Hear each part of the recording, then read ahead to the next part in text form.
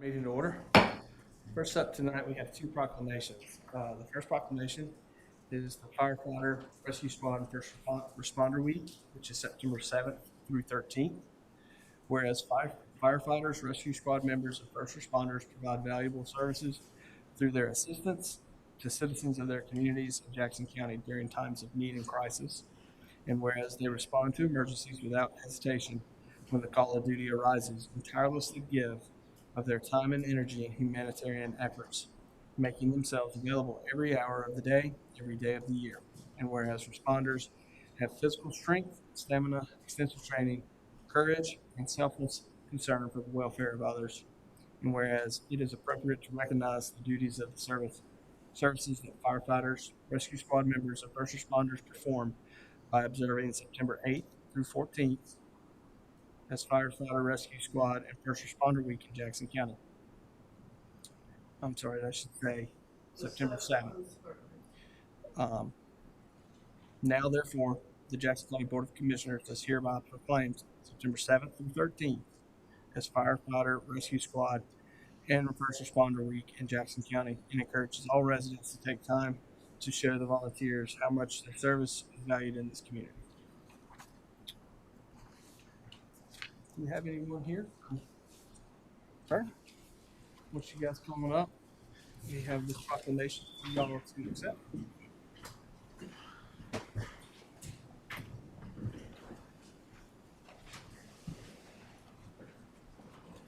Good evening. How y'all doing? Good.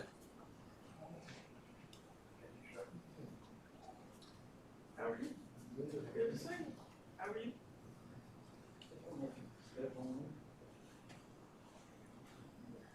Try to get over here. We're gonna have to shift a little bit.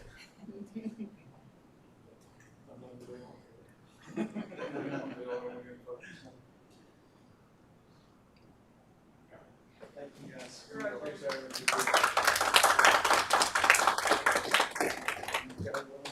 No, that's y'all's. Thank you.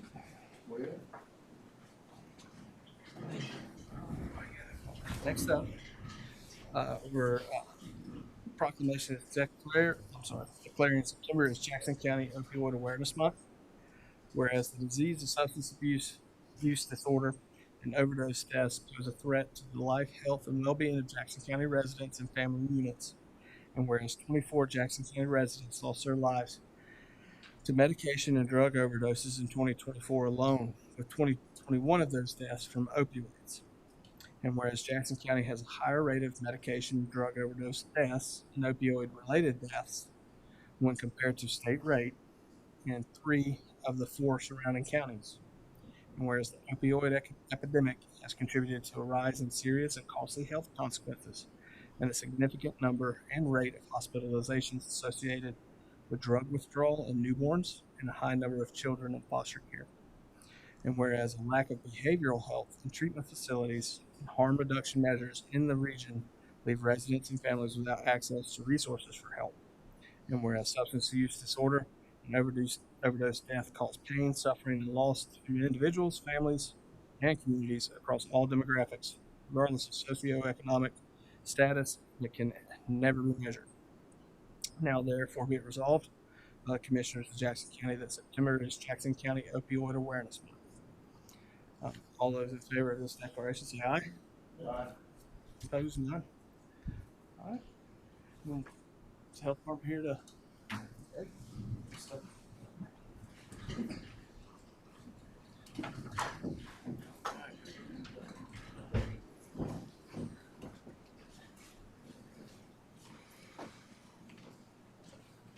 Thank you.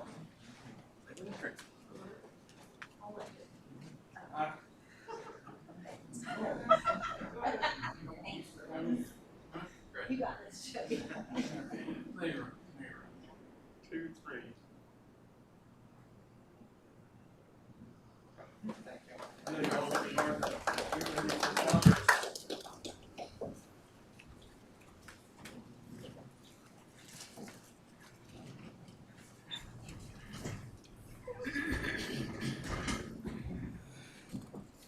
Moving on now to our approval of the agenda. If there are no needs to make any amendments, I'll seek a motion to approve. So moved. And second. All those in favor say aye. None opposed. Moving on now to our minutes. Everybody has a copy of our minutes from the November 19th meeting. There are no needs for any adjustments. I'll seek a motion for approval. So moved. And a second. Second. All those in favor say aye. Aye. None opposed. All right, moving on now to our administrative reports. Last week, I went to a small function at High Hampton where they handed out over $1.2 million, I believe was the total, maybe a little bit more, to different nonprofits in the community, from Heights to Boys and Girls Club to Big Brothers Big Sisters. I think it touched everyone, and it was a very good event, and people were very happy. Good service from our community.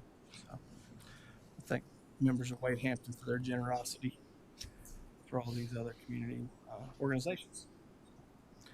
Any other commissioners have anything to report this week? I don't.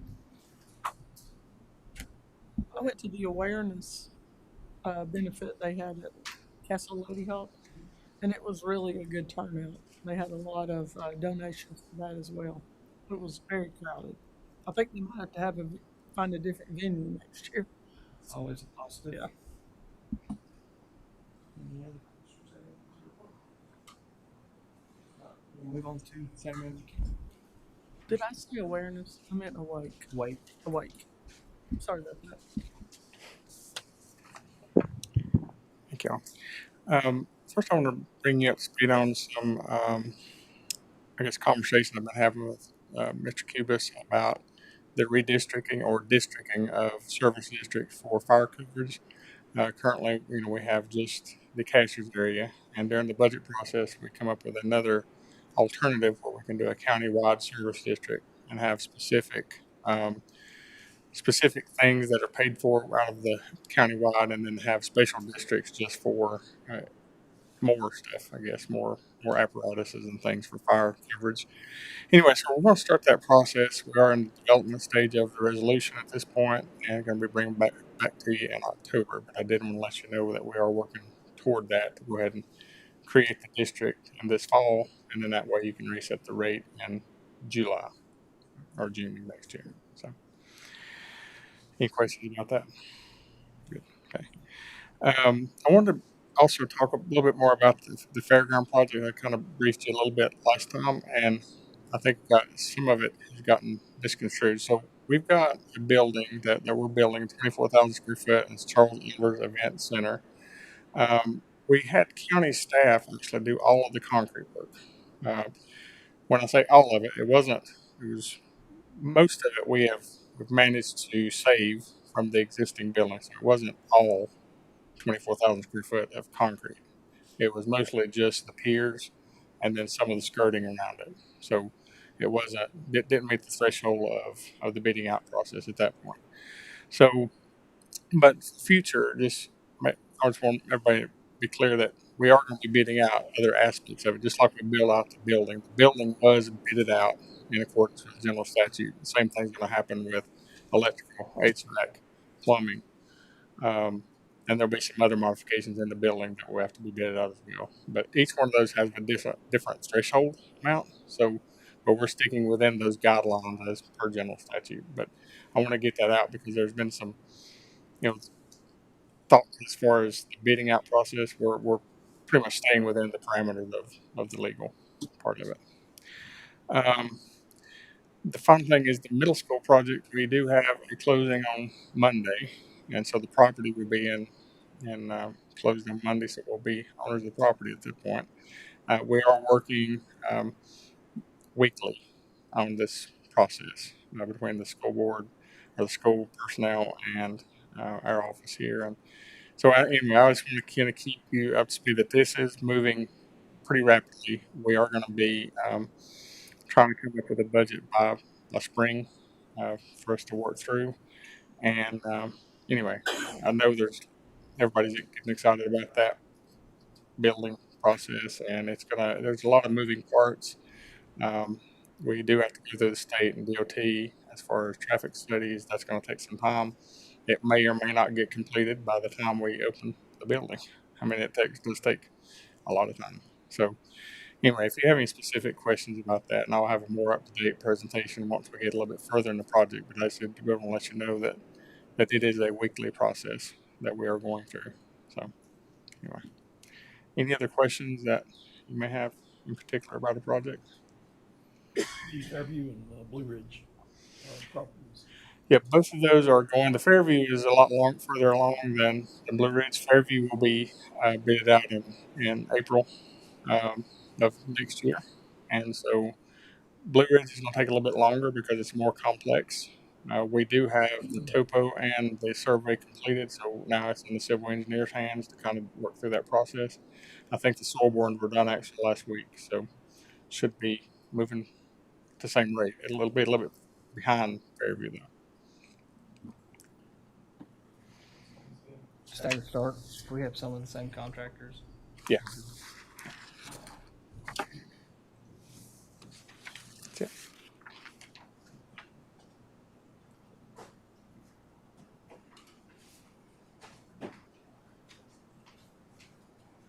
First tonight we have Luther Jones. Mr. Jones.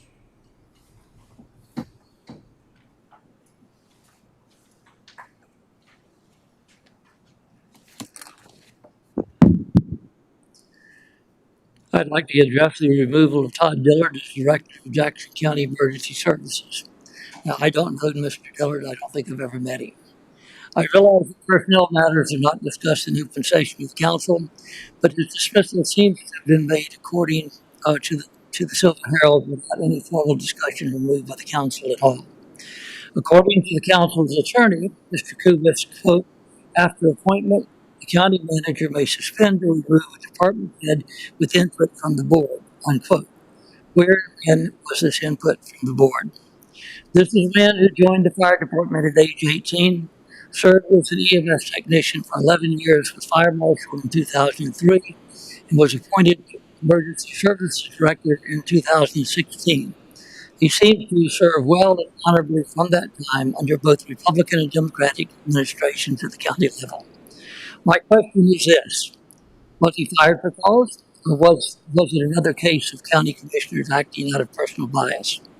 Apparently, no vote was taken by council for removal. It was left officially up to the county manager.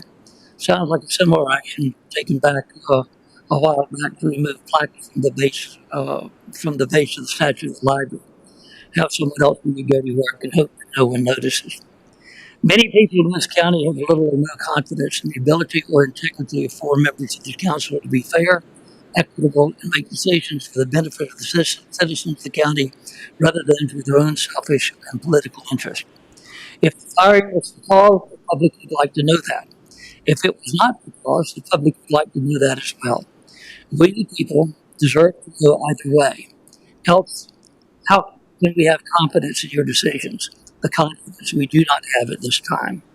Could it be the reason Mr. Dillard was removed is, according to county voter registration records, he is not registered as a Republican and seems to vote in the Democratic primaries? Mr. Jones. Next we have Cornelia Waldron. Waldron.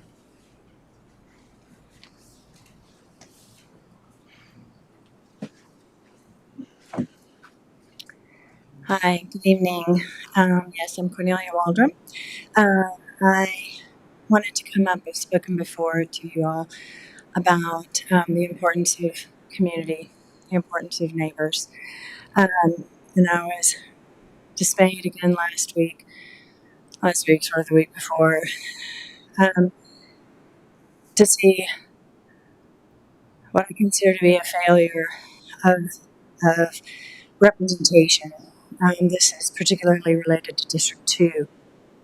And as a reminder, District 2 in the 2022 elections, John Smith received 7,491 votes.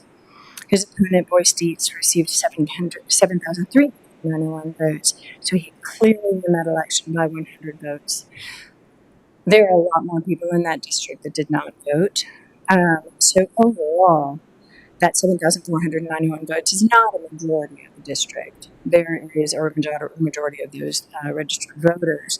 The election was clearly won. But there are a lot of other people in that district who are supposed to be represented fairly. And I was dismayed, and I wanted to bring the words, they're already out in the public, but I wanted the words to be heard in this meeting that I read regarding many constituents in that district. It says here to hurt your feelings. I'm writing you a prescription for 2 testicles. Democrats need this badly. Bring them all back. Chief Wahoo, Washington Redskin, Land O'Lakes Maiden, Uncle Ben, and Aunt Jemima. Remember the people you're arguing with online? Follow arrows to walk around the grocery store. And if one of my posts offended you, it'll probably happen again. I'm a repeat offender. They're all right here. Our neighbors are important. One of these, I will tell you right now, is difficult for me personally. I have lupus. One of the things that lupus does is it chooses what organ of your body to attack. The organ of my body that it has attacked for the last 30 years is my lungs. When I'm in a community with people who know they're ill and not wearing a mask and have chosen to not be vaccinated, my life is at risk. And that is not the way that neighbors care for one another. All of these people are represented in that district. And this is not okay. Thank you all for public comment. Moving on now to new business, we have Ms. Tucker with an offer to purchase and contract for 1.1 acres, Kitty Hawk Road, and resolution R25-19. Good evening, Commissioners, Chairman. So, gentlemen would like to purchase this property on Dix Creek going towards Whittier. It is all the way up Dix Creek, almost to the top, and it's a little over an acre, and he is going to pay $4,000 for this property. I don't think there's any reason that we need to keep it or anything that we could do with it. So, it's up to y'all. Total acreage is 1.11.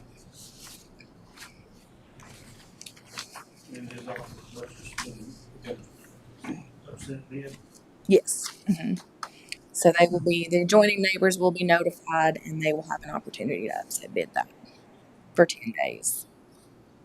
And then if nobody upset bids, then he will get the property for $4,000.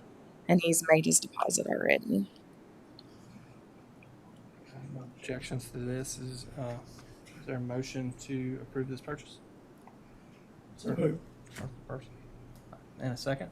Second. All those in favor say aye. Aye. None opposed. Thank you guys. Ms. King, or Ms. Carey.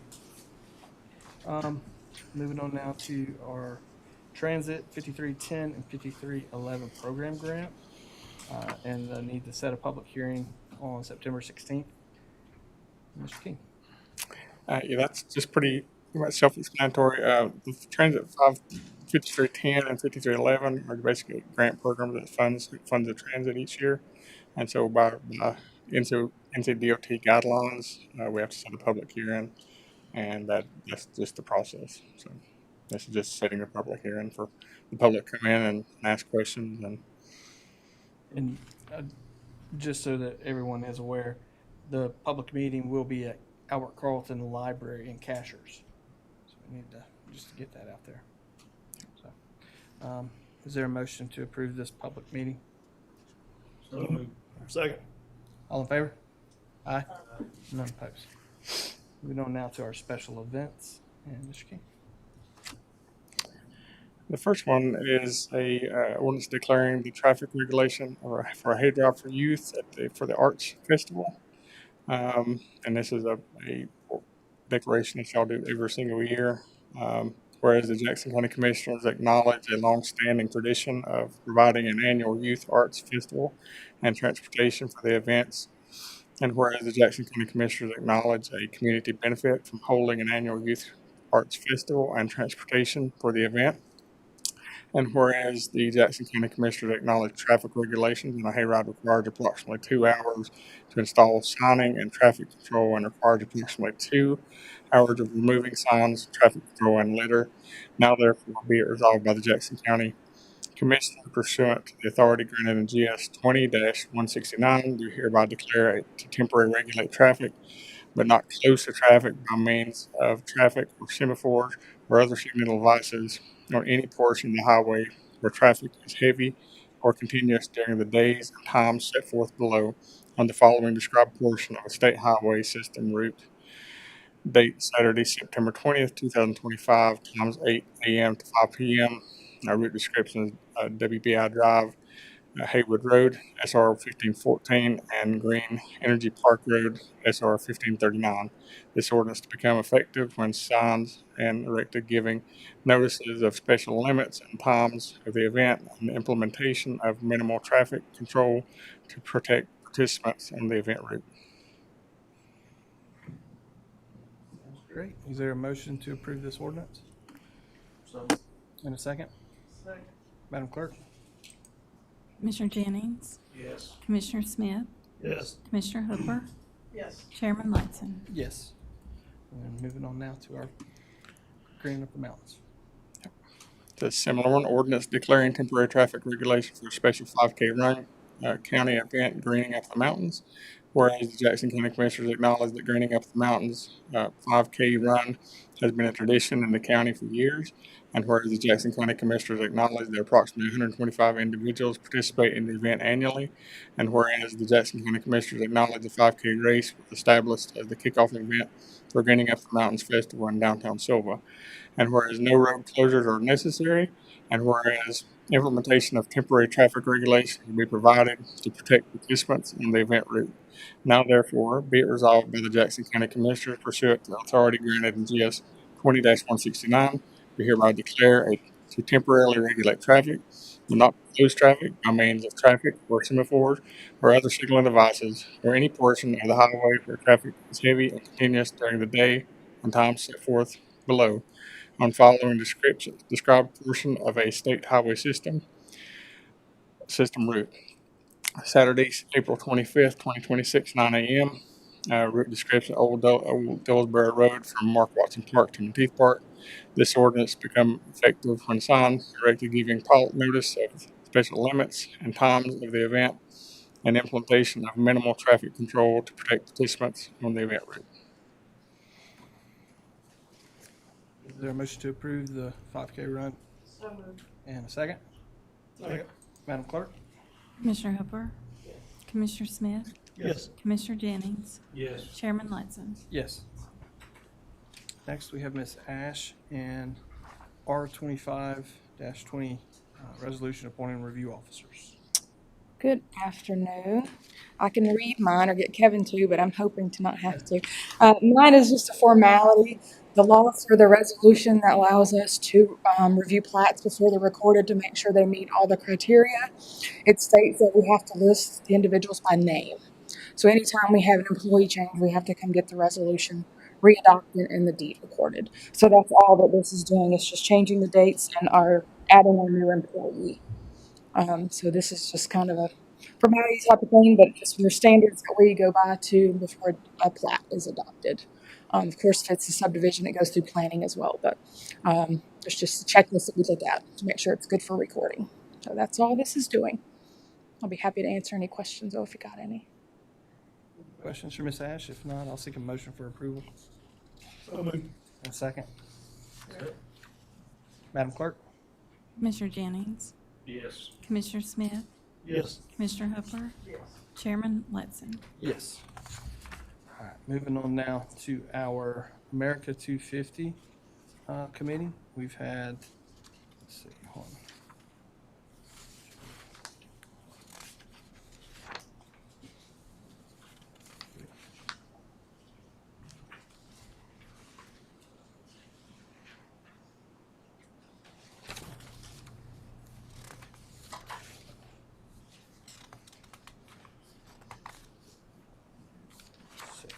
6 um, applicants at this time with 5 spots available, I believe.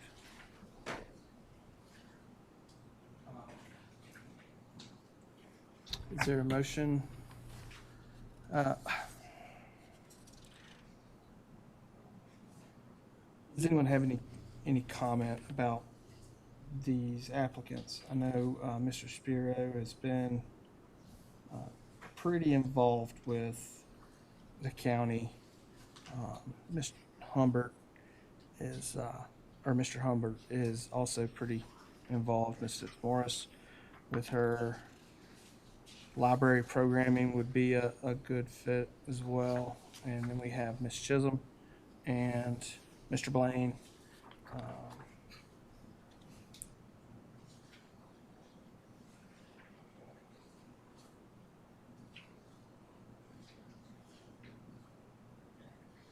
So are there any nominations?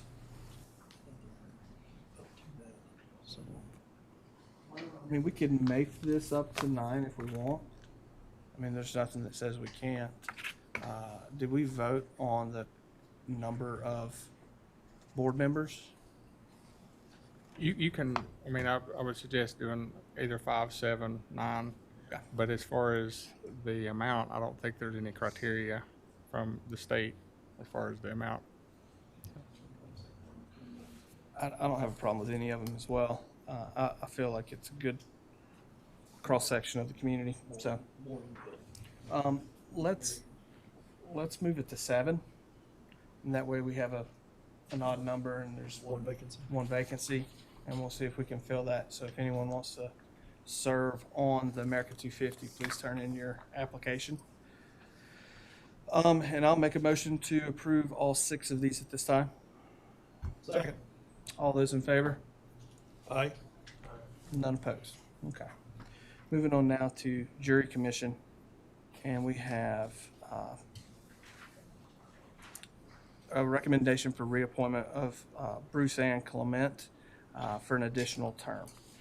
Mr. Clement has been serving on this board since 2023, and is there a motion to reapprove or approve Mr. Clement at the recommendation of Ms. Poteet? So moved. Is there a second? Second. All in favor? Aye. None opposed. Any questions tonight? With no need to move into closed session tonight, just a quick reminder, we do have our work session coming up next. And then on September 16th, we have our public comment at 6:25, and then our regular session at 6:30 in Cashers at the Albert Carlton Library. So with no further business, is there a motion to adjourn? And a second? Second. All in favor? Aye. None opposed.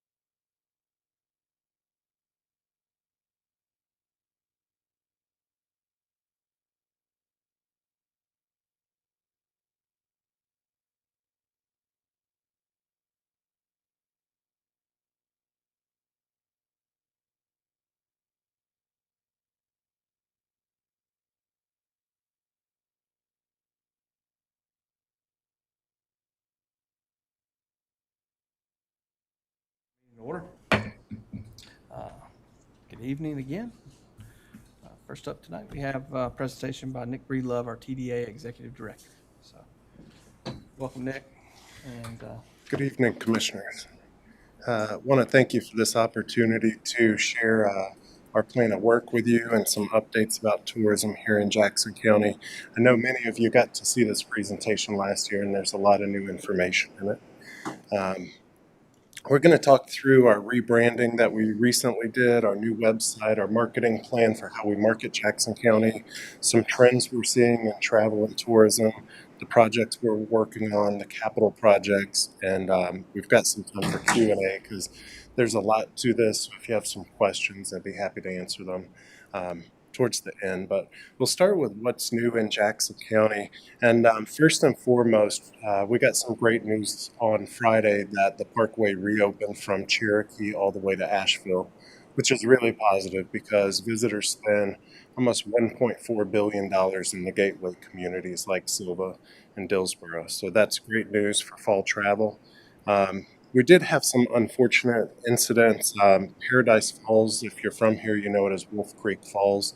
It's a really dangerous waterfall. We don't promote it, but I did see the news headlines about 2 weeks ago that somebody was airlifted out of there. So it marks about the fourth or fifth time since I've been in this role that's happened. So I've been in contact with the Forest Service, and the new ranger, Troy Waskey, is really terrific, and he's going to go to the site with their recreation manager and the law enforcement unit to see what can be improved.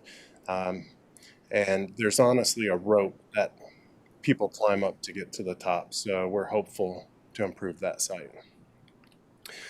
Summer travel is really great this year. We had a record June, which was really positive after Helene, and we're hoping for a good fall leaf season.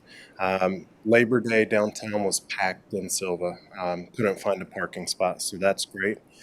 We've got a new data provider this year. It's called Tourism Economics, and it gives us information about who's coming, what they do while they're here, which points of interest, believe it or not, in Cashers, and I know those from the area will know this. The top point of interest is the Cashers Ingalls when people come to visit.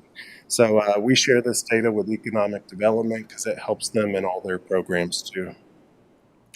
We hosted the Cycle NC bike ride in Silva August 1st through the 3rd. So we had almost 300 bicyclists in attendance for that. We're sponsoring the Outdoor Economy Conference. It's one of the largest in the country. It's coming to Cherokee September 15th through 18th. It's sort of the intersection between the great outdoors and tourism. And so that's a really terrific event. We'll have a table there. We've had a lot of new chamber leadership lately. Stephanie Edwards departed in Cashers maybe a year or two ago. Susan Gregory's in that role. Julie Spiro departed the chamber in Silva, so now we have Todd Vineyard in that role. So we've been working very closely to make sure things are up and running really smooth there. They operate our visitor centers for us. So when a visitor comes in and wants a map or information about what to do, where to eat, they share our information. Mountain Heritage Days this year, that's a really exciting event. They're shifting it to a week-long celebration. So you'll have events from Cullowhee all the way to Silva at Bridge Park. So they're trying to get out in the community more, and we're sponsoring that event this year. The last item is we've unrolled a new board application to help commissioners with the recruitment process for our board. It's a really simple 5-minute questionnaire that asks what their strengths are, whether it's financial, planning, any number of things, and then it breaks down which categories they wish to serve in. We've already got one applicant, and I did talk to John Falk, and he's interested in serving as well, so I talked with him this morning, and okay, good. So he'll be a really great asset on that board. We do have a lot of our senior leadership rolling off, our chair, vice chair, and some others who've been there 2 terms. So it'll be good to get some new people in there. Rebranding, for those of you that have been in Jackson County for a while, I inherited the brand Play On when I started in 2015, and that brand was really good for us for a long time.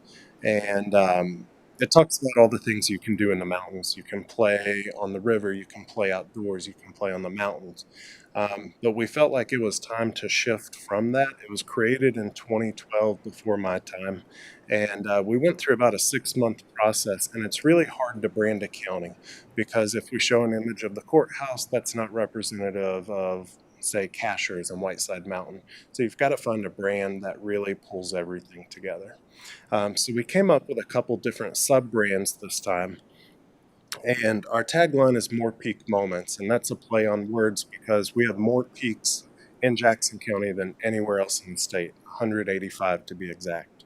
So we've got the elk, which is a great story to tell about being reintroduced in Cherokee in 2001. Now that population is thriving. People love seeing them stop traffic. And then we've got our wordmark logo in the top right. That's probably one of my favorites. We use that on a lot of ad placements. And then we've got the town lock up in the lower right, which there's 24 Jackson counties in the U.S. So anytime we say Jackson County, we either show the state or the town name so people realize where we're talking about. And this tells you, I'm not going to read it to you, but basically the More Peak Moments campaign is talking about places that stay with you long after you've left and having a great experience, making first memories with your family. We have the first fly fishing trail, archaeological wonders, the tallest rock face in the east, and breathtaking sunsets. So we think this fits really well, and we've had really positive feedback so far. A lot of people ask me, we don't have elk in Silva, and that's when you get to tell them, well, go over to Cherokee, go over to Maggie Valley, because when people come here, they explore the whole region, not just Silva. Hey, they've been in Cashers. I heard that, yeah. It was time to put out a bid for a new website. Our website was about 7 years old, and we kept putting Band-Aids on it, and you've really got to keep your website fresh for travelers, and everybody is on their cell phone now. So almost 80% of our web traffic comes from a cell phone. Very few people use desktops anymore, so it has to be responsive and work well for everybody. So an 8-year-old website. Our website's Discover Jackson NC, and when we built that in 2017, my goal was, I hate it when you have to search the internet 3-4 different websites to find hiking directions. So our website, whether you've got friends or family in town or whether it's for visitors, that is the one-stop shop. Our new trails page has the GPS coordinates, it has the topo maps, it has everything so that it's really easy to find great hiking. That was roughly a year-long process. We started last year and we wrapped in June of this year. Back in 2015, we had about 3,000 visitors a month to our website, and now we average about 65,000. So it's the top way people find out about visiting here. And this is a glimpse of the new website. There's tabs at the top that make it really easy, things to do, the great outdoors, events, food and drink, places to stay, plan your trip. And you'll see there in the middle, it says book your stay in Jackson County. Our old website, we told you a lot about Jackson County, but then you'd have to do your own research, where to stay, call the hotel, go online. Now you can book directly from our website. The lodging owners don't pay anything for it. We don't take any off the top. 100% of the revenue goes to the lodging, and they're really appreciative. So it takes them from being inspired about Jackson County to actually getting here. So anybody could sign up for that as far as if they had lodging? Mm-hmm. Yeah. RV sites and camping. The RV sites, some of them don't remit occupancy tax. We typically only focus on the ones that do. The state law is really tricky about campsites. Some of them you have to have a pad, some of them you have to have hookups. So we do everything that's eligible for that. One of the most ordinances that we did with campgrounds. UDO changes. Darlene, did we get tax from RV parks? We get it from some of them. Okay. So we're able to list some of those. I'll check into that. That's a good point. Leaf season, that's going to be Yeah. Absolutely. a huge spot around here. Absolutely. This is a new map, which I really love. We designed this, and as you hover over Silva, Dillsboro, Balsam, Cullowhee, you can flick on it, and it takes you to information about that area. You'll see Shadow of the Bear in the lower portion, which is about to come out of hibernation. Funny story for those of you from Cashers, we got an email after Helene and asked if Shadow the Bear had been destroyed. Yeah. So, Odd question. so we do get some funny questions from visitors from time to time. Our marketing and communications is a lot of what we do, and our key business objectives are to drive overnight visitation, enhance the brand awareness about what Jackson County has to offer. One of the key ones we've been focused on is off-peak visitation. I was on the phone today with a reporter, and I told him, I said, if you're going to write about coming in October, don't send people on the weekends. Tell them to visit midweek, because if you live in Cashers, you know traffic backs up from Ingalls to the intersection. So we try to get people here when it's less crowded. We're already at 80% occupancy on the weekends, so we want to fill those need periods. And then support community and economic development. A dollar spent by a tourist lessens the tax burden on local residents. So every dollar, not to sound crass, but every dollar we can get from a tourist into local cash registers, our local residents pay less in taxes. Under our marketing programs, there's several pillars here. We do social media. We're on about 6 or 7 different networks there, and we have a full-time staffer in our office. She grew up in Cashers. Her dad was a pastor there. Her name's Samantha. She's terrific. She's been with us for about 3 months now, and she oversees all of our social media. And we do search engine marketing. So when people search for Jackson County, now it's gotten complicated because AI puts its results at the top, what Google wants you to see. So we have to be there in addition as an ad, so that a lot of people read the Google text that it displays now and they just skip over it. So we still want them to visit our website. So we make sure when someone searches cabins in the Smokies, we pop up there. Display and print ads, we're in several placements throughout the Southeast. So the North Carolina Travel Guide, Our State Magazine, and then we do a lot of digital ads now. When I started years ago, it was about 50% print and no, it was flopped. 70% print, 30% digital. Now it's the exact opposite. It's mostly digital because we can track the results a lot quicker and make sure our money's being invested well. We do email newsletters. We have 80,000 active subscribers who receive a monthly e-newsletter, and we track which content performs well and which doesn't, and then we prioritize future newsletters. Public relations is huge. So today, CNBC and Southern Living both had features on Jackson County, North Carolina. That doesn't happen by chance. Our PR firm has offices in 8 states. Their name is Lou Hammond Group, and they're renowned for PR. Very affordable. Our prior PR firm charged more, so we're actually getting a better bargain for our bucks there. Good exposure for Jackson County. And then video production. We produce about 72 videos a year on local businesses, restaurants, and attractions. And that's really key because I was talking with a business owner this week, a restaurant owner, and she said the cost of everything has gone up so much. Her food prices have gone up 30% that she orders for the restaurant. And then they're tacking on a credit card fee, so that's almost 34%. So our goal is to get more people in the small businesses to help keep them open and thriving.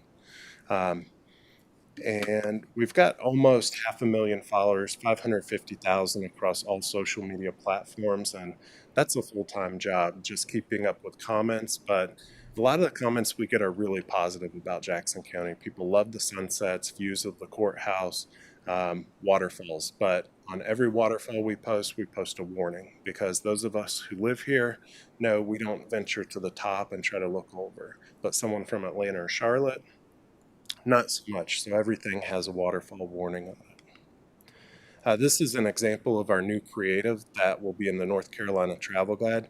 All paths lead to peak moments. In the heart of the Blue Ridge Mountains, there's room to breathe, lose yourself in the landscape, and uncover the peace of a place where time is always well spent. And then we have the towns at the bottom in addition to Jackson County. This is another placement on the left, and we use this in the Asheville Airport. Your peak moment is waiting. And if you've been to the Asheville Airport, your luggage always takes about 20 minutes to arrive. So you've got plenty of time to check out these brochure racks with the Jackson County brochures right across from the luggage. And that's a relatively, I think we pay $500 a year for that. So that's a really prime placement that's affordable. And then this is another ad placement called Let the Mountains Move You, and sort of just peering out over the Blue Ridge right there. And then this is what we call a rich ad. It's something new to me. It's they developed it this year. It's through a company called Cargo, so I'll let it play. So when you're scrolling on a news article, you'll see this ad pop up across different websites.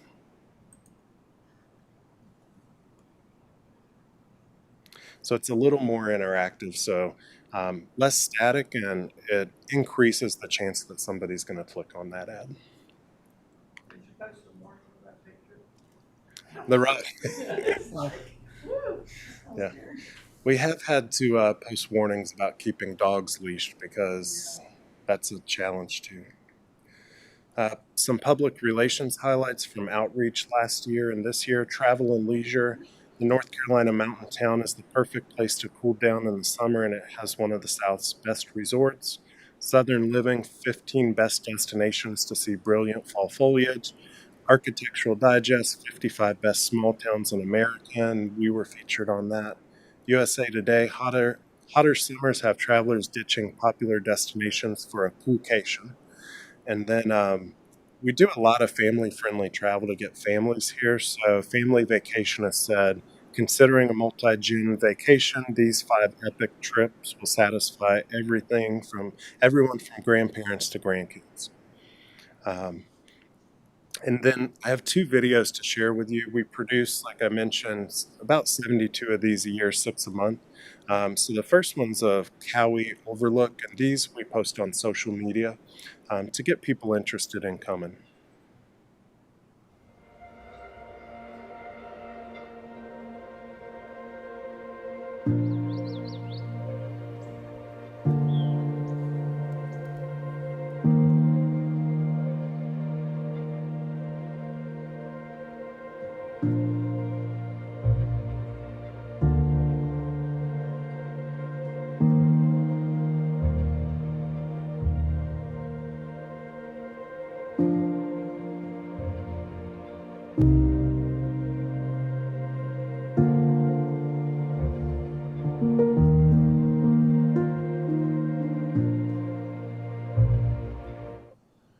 And having really beautiful places like this makes my job a lot easier.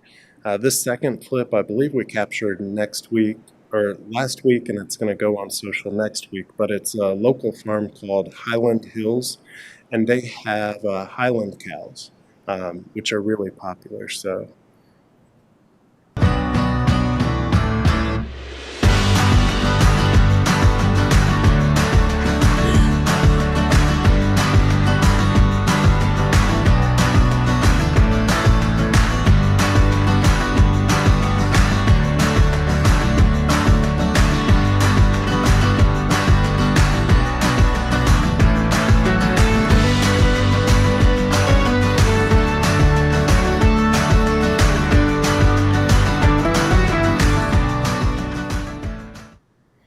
and they actually have an event called Coffee with the Cows where you can come out and buy a coffee with the cows. So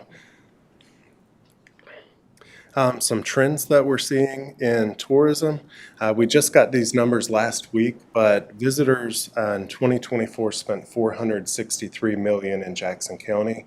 We're down about 1% from last year, and that's doing pretty good considering the impact Helene had on our communities. 30.47 million in state and local taxes generated by visitors, and a lot of that comes back to Jackson County from Raleigh and goes into your general fund.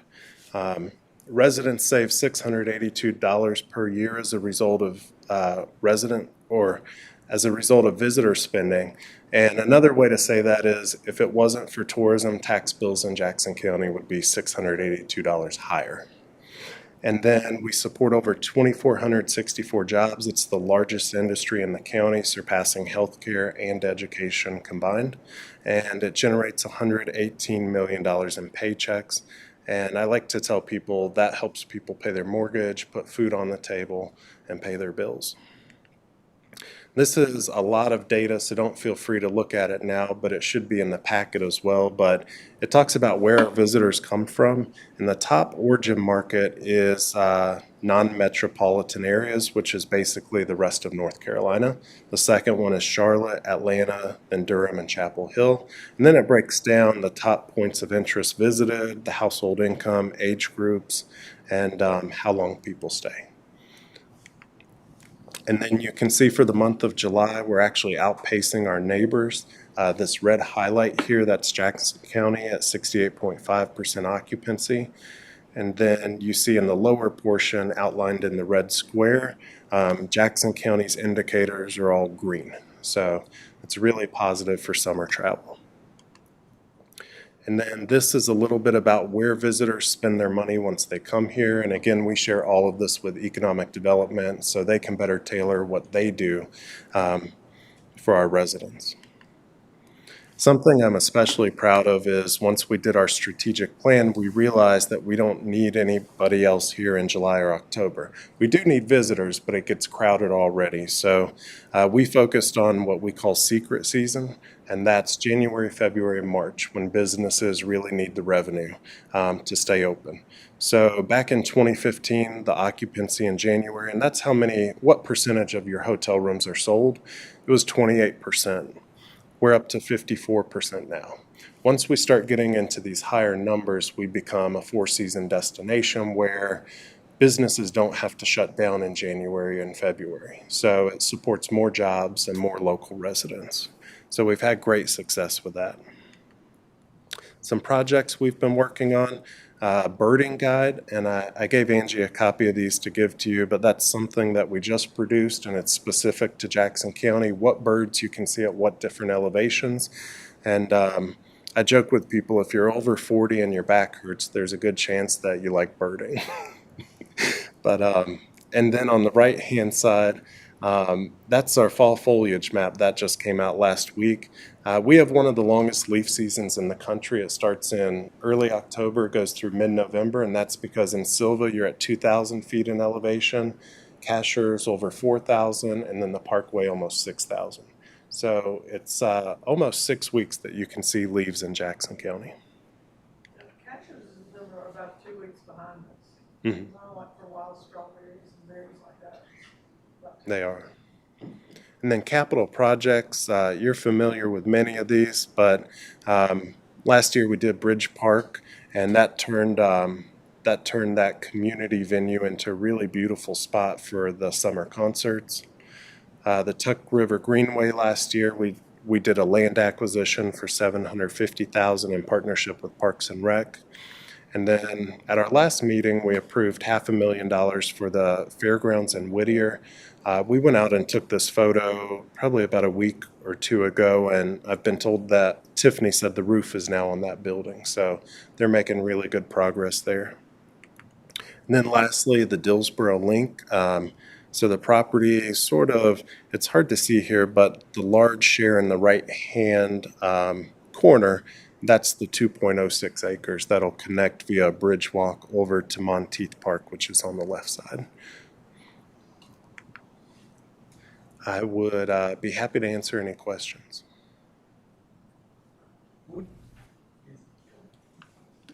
We see, I mean, you see the trends continuing. Mhm. It seems to be like you always think we probably peaked out, but then people find the shoulder seasons, people find a new time to come, and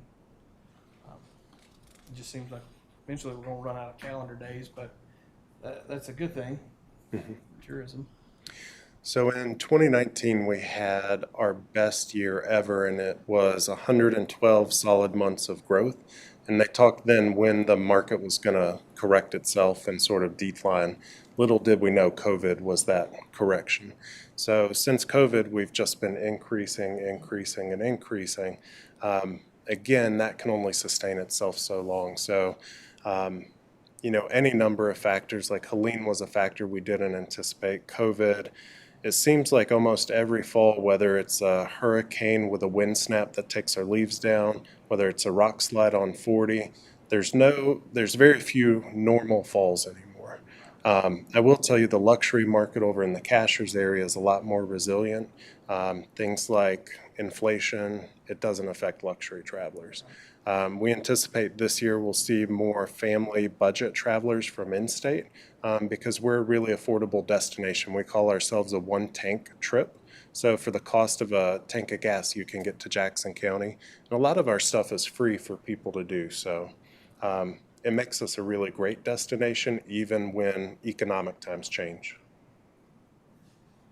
I saw an article on, I don't remember if it's Travel NC or Visit NC, so it was something like that, but it was the 20 small towns in western North Carolina worth visiting. Mhm. We had 5 of them. Yes. Cashers, Cherokee, Silverman, and Dillsborough. Yes.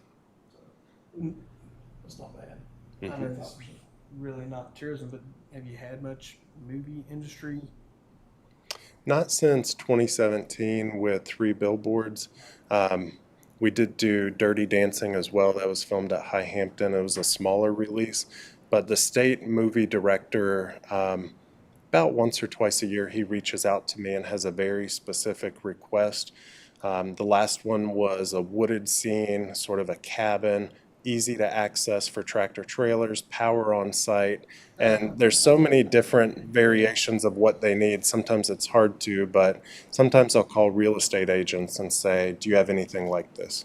So we work with them for, there's some major studios like HBO that occasionally needs a site, and we try to make Jackson County work every time we can, but Limitations. You can't Right. accommodate everybody. So, just didn't know if that was an industry that might be inquiring. sure.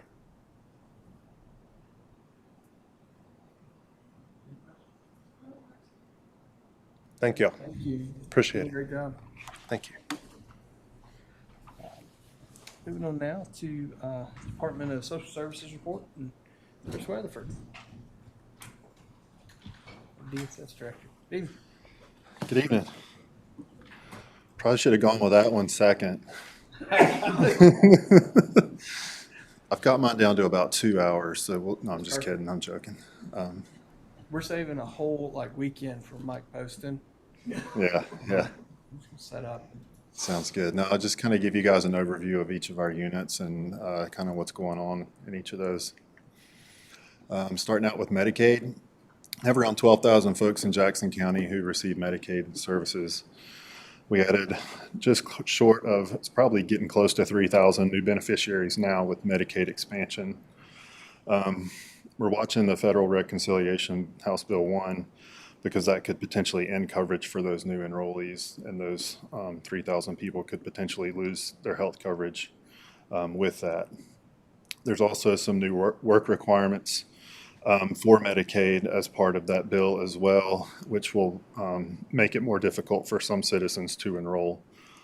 And also there's going to be a significant increase of cost to the counties throughout the state, because the federal government will no longer reimburse the counties, or they reimburse the state, and then the state just passes everything down to us, like all the cost and everything.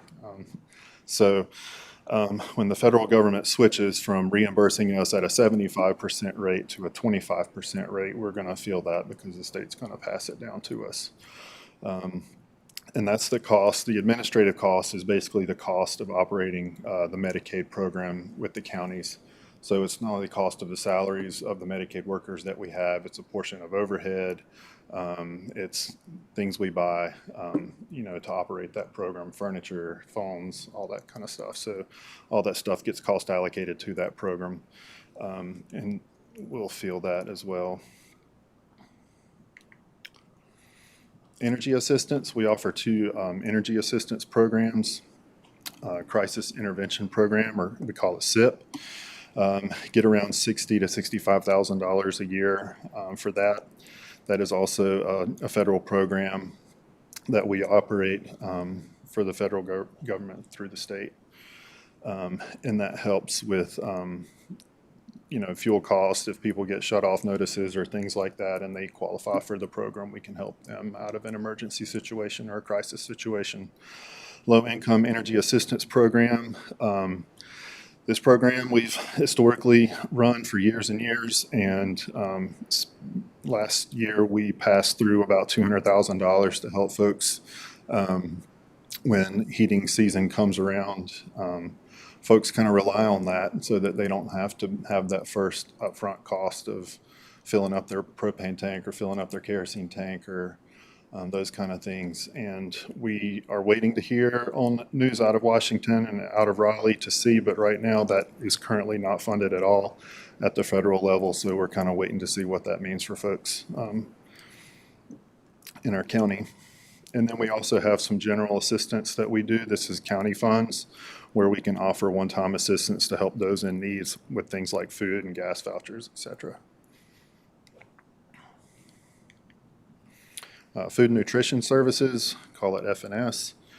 Around 4,200 Jackson County citizens currently receive FNS benefits. It contributes around $8 million to our local economy. That's a pretty large amount.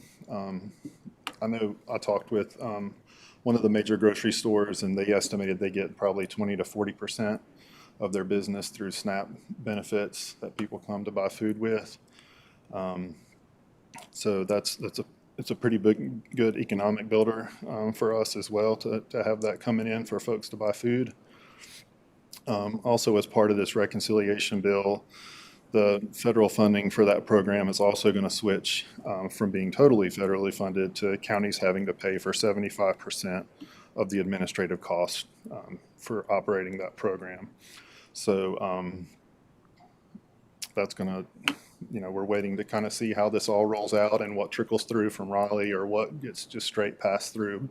But we're planning on having those costs, basically switch places from 25 to 75%. Also, this reconciliation bill is going to require the counties, again, I say the counties, it's going to require the state's going to look to us to pay up to 15% of the total cost of the program. So this is the actual food and nutrition benefits to people. And the percentage is based on the statewide error rate. So if the statewide error rate is over 10%, then, which is the highest, then the highest percentage that the counties will have to pay for the program is 15%. So it's up to 15%. If they had to call it today, we would be in the 15% category because we're all, not all of us, but a lot of counties are running over a 10% error rate. One of the issues with that is our turnover rate. We're always having new people in. These systems are very complicated to learn. It's a complicated computer system.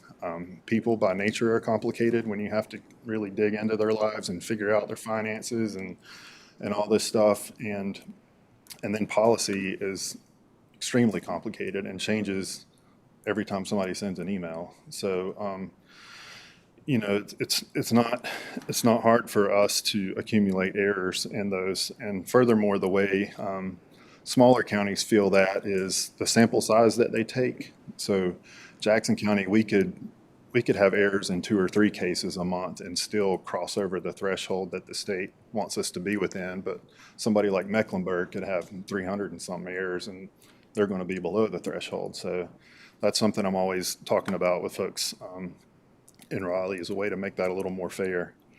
But if we had to pay 15% of the total cost of food and nutrition service benefits this year, it would be around $2 million for Jackson County to operate that. Child support, happy birthday to child support this year. It's 50 years old. Child support was begun by Congress in 1975 to support financial responsibility of raising children to both parents. It was also done as a way to provide extra income to custodial parents to reduce the reliance on social programs too. So they figured if we make non-custodial parents pay a little more, then people won't have to apply for as many benefits and that kind of thing. Each year, we have one of the best units in the state, and they collect over $2 million for children in our community. So that's, ball gloves, cleats, school clothes, like all that things that kids need to make it they do a good job and move very quickly. Adult Protective Services.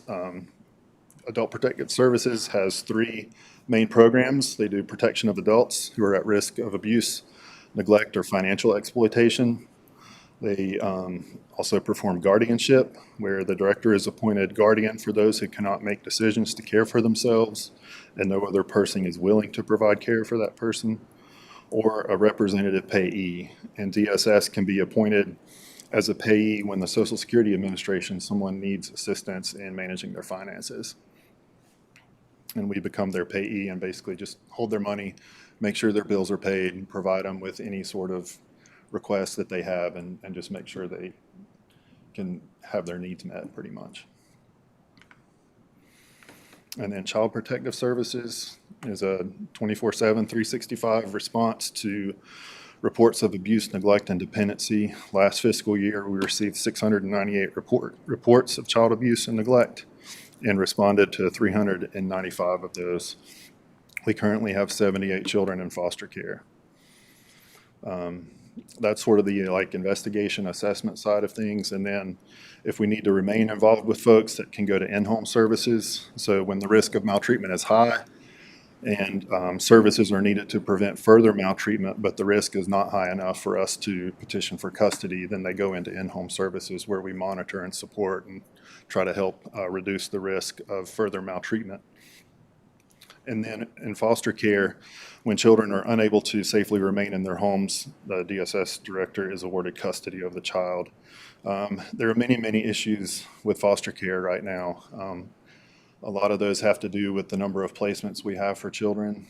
We're seeing a lot of children come to us with a lot of needs in the behavioral mental health side of their lives. They've been through a lot. They've been exposed to a lot of things kids shouldn't be exposed to, and it's really hard to get them the help that they need in the matter of time that is most meaningful. So it's we've got that.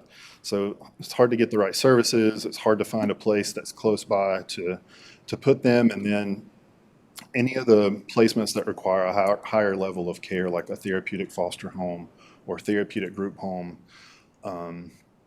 The higher that need is for children, the fewer resources we have in our whole district out here. So we don't have anything above a level 2 therapeutic foster home west of Haywood County.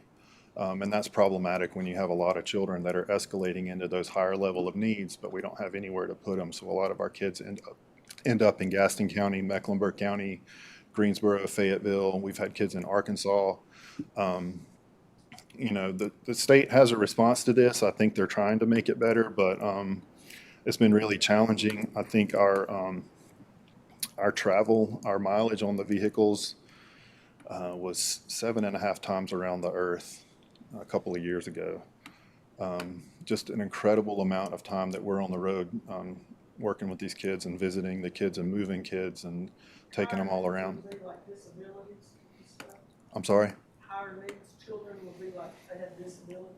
It could be behavioral health needs, so not necessarily like a physical disability, but it could be that they just have trouble getting along, or they're coming out of these homes where they're not really showing a good example in how to regulate themselves and how to deal with situations that should be normal, but they're not. And when you come out of a really chaotic, maybe abusive or scary place, then that's what's normal to you. You don't know how to make it like in a still quiet classroom or in a quiet foster home where nobody's, where there's not a lot of noise or anything. So it's just a lot that these kids have to go through, not only with what gets us involved with them, but what happens after we become involved with them too. So got a lot of bigger projects I could stand out here and talk for a good long while about, but definitely trying to make some sort of homegrown improvements to the system here that can take care of at least our kids and do a better job of that. So that's kind of where we're focused. And again, with this job, turnover is extremely high. It takes forever for us to get folks trained by the state. This year, since April, I've hired 2 people in April, and they didn't complete training that was available to them until mid-July. So the turnaround time of getting people trained and in the job and sort of geared up and ready to go takes a long time. And if you're one of the existing social workers that we have and you're carrying your caseload and then a vacancies caseload on top of that, that's a long time to ask people to do more than they were hired to do. So it's been extremely difficult to kind of keep all the things done that need to be done and making sure kids are safe. So, and then we have clerical and administration. These are the folks that keep everything moving. We have a team of processing assistants that handle complex and highly confidential information, as well as all the accounting for 78 kids in foster care and 28 adults that are in guardianship. And just think about the amount of transactions you would have with 1 or 2 children in your household, and we have 78 of those that need all kinds of things all the time. So there's lots of coming and going of invoices and payments and all that stuff. A fiscal officer that manages the budget, as well as the complicated process of accounting for all the time spent. See, we accumulate all the time on these things called day sheets, 480 minutes a day of what the social worker's doing or what income maintenance caseworker's doing. And then that time gets classified into different codes, and then that code gets accumulated, and we send that in once a month to the state for a reimbursement on the different percentages for different tasks and items. It's incredibly, ridiculously complicated for how that happens, but it's a lot to keep track of, and she does a really good job at doing that and making sure that we capitalize and maximize for every single reimbursement that we can get. And then we have an administrative assistant that really is kind of doesn't even make sense anymore, because they're doing everything to keep me straight and make sure my calendar's more than a suggestion, and just all the things that go on. Plus, with a 35% turnover rate, there's a lot of HR tasks that need to be done. There's a lot of coming and going of new employees and things like that. So basically, it's been a tough year. We've had a lot of kids in the office. We've had a lot of challenges in each of our units and each of our departments. There's a lot of uncertainty right now that people have with their benefits. And, we've got a good group of people there that do really, really hard work every day. And they don't get enough praise and recognition for that. You feel like some of the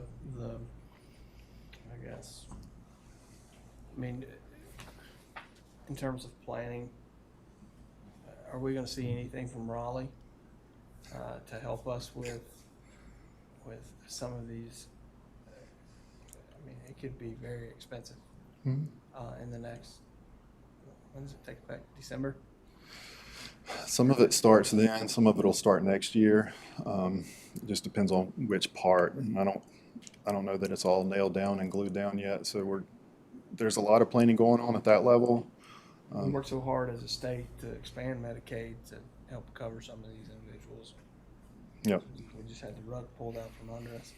Yeah, well, they passed Medicaid expansion with certain trigger laws that are in effect, and if things get cut at the federal level to a certain degree, it triggers an automatic reversal of Medicaid expansion. So that's kind of what we're waiting to see, is where all these things shake out, and if any of those laws get triggered through the federal cuts. So they're still working on this. I still encourage people to call and talk to the legislators and let them know what it means to them, that they have these benefits. My family benefited from these when I was starting out, and that's what they're there for, is to help us get through a patch where we need help and need to get on the other side of it. And we can all use that sometimes, so that's why we're here. Yeah. New programs that are coming down from Ed and through the state and stuff, are those creating a higher workload for you guys? I know it hadn't really gotten going yet. We got chosen as a pilot for one of the programs just because I really see a lot of value in it. It's called the Sobriety Treatment and Recovery Teams program. And it's added a lot to me to try to get this plane off the ground, but and to some of the supervisors. But the idea is that we work with peer support specialists who not only have peer support or lived experience with substance use disorder, but also with the child welfare system. And so those get paired with an in-home services social worker, and then they get assigned a case together, and they basically just wrap support and wrap everything around the families that we're working with to try to keep those children from coming into custody. And the data shows this is a nationwide program. They operate in 9 states. The data has shown since they've started that 75% of the people that they work with, the kids don't come into care. So if you told me right now that I could probably shave off, 60 to 70% of the kids coming into care next year, that program's worth starting. So we're working on that. We're probably the smallest and most rural county operating this. So again, getting the services that need to complement that program have been a challenge. But we're going to partner with Sunrise Community for the peer support part of the program, which we're really excited about. And then we're working to nail down a contract for the clinical part of the program too. So, but yeah, it's going to add work, but it's also an investment of effort and time up front to have a better experience and a better outcome for kids and families in the long run. Outside of workload, what do you think the largest, biggest challenge is in retaining employees? Is that? I see a lot of, a lot of the folks we hire straight out of college want to stay here, but can't afford it. The average home cost here is just way out of reach for somebody making $45,000, $50,000 a year. You're not going to do it. Workforce housing. That's been the reason most people leave. When they come to us and work for about a year, they get tired of living in student housing because they've been in there for a few years and they're trying to grow up, trying to put their own roots down, and then they end up going back home, which is Hickory, Charlotte, Raleigh, that area.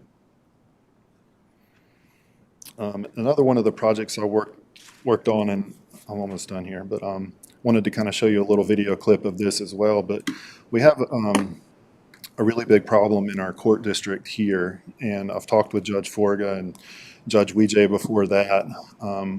We don't have nearly enough parent attorneys to represent all the families we work with in our district. We have around 400 children in care in the 7 western counties.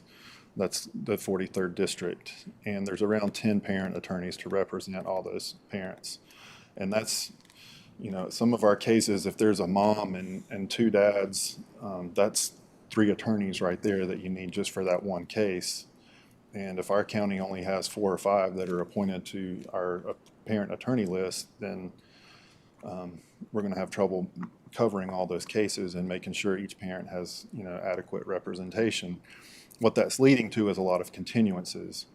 And the federal guidelines and the federal policy for holding an adjudication hearing, which is, let's say I take custody today of a child and we go to court and the judge determines, yes, this child experienced abuse, neglect, or dependency.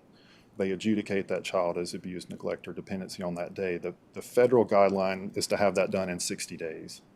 I've got some that are 12 and 18 months out. It's ridiculous. Our continuance rate is north of 40%. So 40% continuance rate means social workers are writing court summaries, supervisors are editing those court summaries, sending them back to the social worker, they're revising them. Then we're printing all these out and making sure all the attorneys representing all the parties get copies of them 5 days before court. And then we get to court and 40% of that time, it's for nothing. It gets continued for one reason or another. Or next month or, whenever. But it's just causing kids to linger in foster care a little too long. So I've been working with Dogwood Health Trust on a project that they were working on. So they saw what I was doing and gave me a grant to kind of help address this. And we created an advocacy set of videos.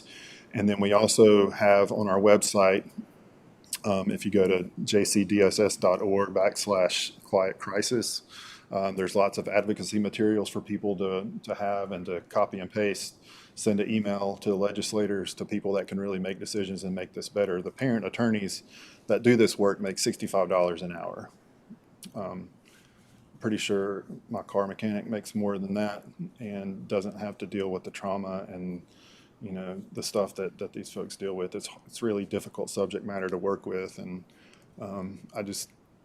It's probably the only time I'll ever advocate for higher attorney pay in my whole life, but that's what needs to happen to make more attorneys willing to contribute their time and energy to these cases. So here's one of the really short, it's 2 minutes long videos, I think.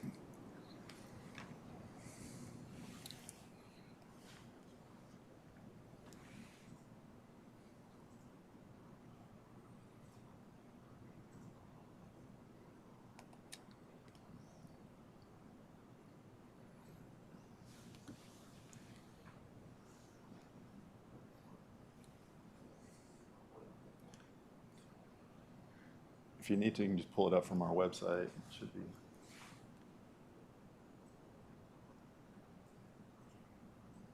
There we go.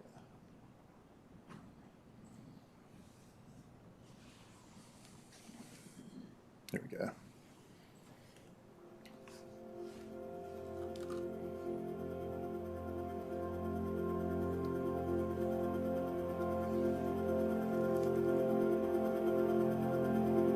Because of the lack of attorneys practicing this area of law, if one person is sick, it can hold up an entire day of court because they might be on all the cases that day. So if you say you have a parent attorney that gets sick, there's no backup. And if they're on all the cases, that entire docket gets pushed off. We have 7 counties in our district. Our district is the size of Rhode Island. And there are 2 literal mountain ranges that go across it. From one end of our district to another is 2.5 hours. There are actually federally mandated timelines that we are supposed to abide by. That's very difficult in a district like ours. The lack of parent attorneys is a huge one. If someone has a death in the family, an illness, any of those things, or on vacation, court falls apart. I had 2 attorneys sick in one of my DSS courts the other day. We had a 2-day session, but we really only used a day of it because that was all we could do without 2 attorneys being present. And if we're having court on the same day in Cherokee County versus Jackson County, it's virtually impossible to make that happen and provide that service to the parents we're working with. I had a 2-day session that had 63 cases on.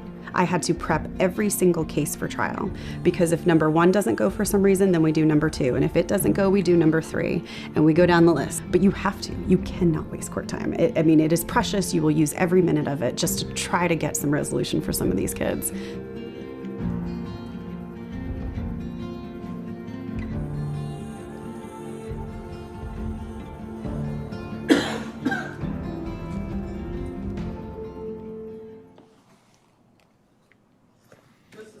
Regulate the pay for the attorneys? Yes.